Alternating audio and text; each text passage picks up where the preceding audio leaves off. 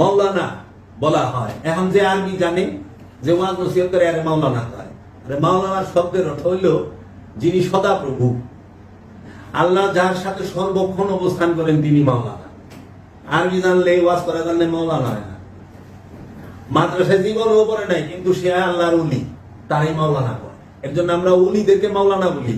মাওলানা দুই প্রকার, একটা আরবি জানা মাওলানা, ওয়াজ করে না মাওলানা, আর একটা হলো আল্লাহর সাথে সর্বক্ষণ সর্বসময়ে অবস্থান করে সর্বসময় থাকে যিনি, তিনি মাওলানা।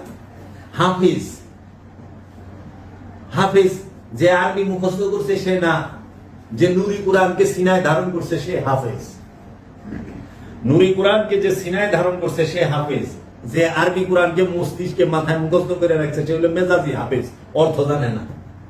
এর জন্য আমরা দেখি এই কোরআনের মধ্যে হলুদ গাবি জবর কথা আছে। কোরআনের মধ্যে 13 থেকে 14 জায়গায় বিয়া করণ যাইব না, বিয়া এই নিষেধ, সেই ঘটনা আছে। কোরআনের মধ্যে ফেরাউনের ঘটনা আছে। এখন খতম তারাবিতে ফেরাউনের ঘটনা আল্লাহর শুনাইতেছি,